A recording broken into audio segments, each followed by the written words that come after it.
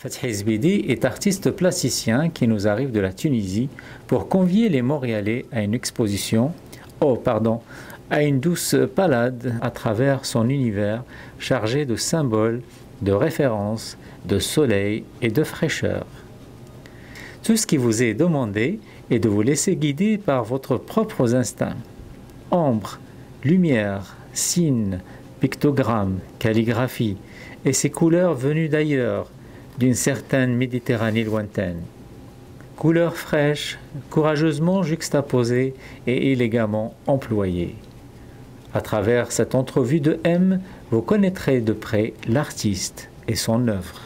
Vous savez, j'avais fait mes études aux Beaux-Arts de Tunis des années 63-68. Après avoir eu mon diplôme de Tunis, là, des arts plastiques, j'ai été à Paris, c'était en 68. En 68, j'ai passé 3 ou 4 ans là-bas.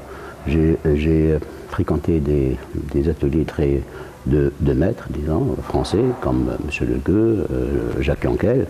Et par la suite, après avoir eu cette formation, disons, encore un peu poussée par rapport à Tunis, bien que Tunis, c'était des études assez valables, assez intéressantes.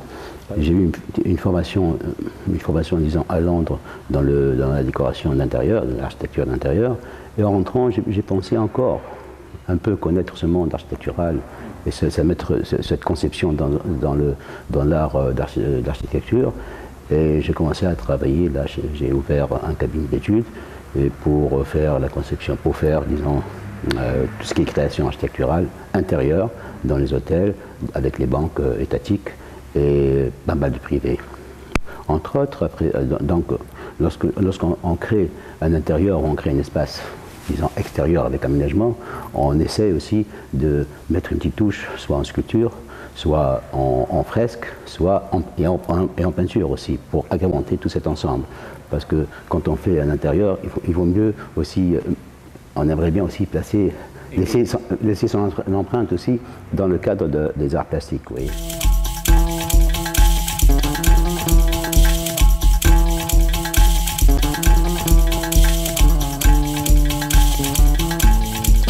Voilà, la peinture qu'on voit ici, là, dans ces tons verts, et comme je disais tout à l'heure, il y a cette composition, disons, dans cette composition, la transparence, la lumière. Je laisse toujours filtrer la lumière, soit par des petits points, soit par des couleurs plus claires. Vous voyez, toujours, ça c'est le papier par exemple, le carton, et le grattage pour donner la matière.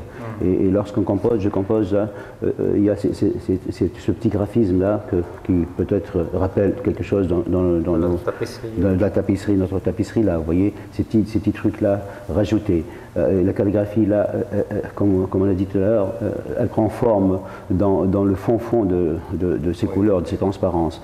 Et par la suite, je rajoute, j'essaie de donner quelques touches, vous voyez, pour animer encore cette peinture-là.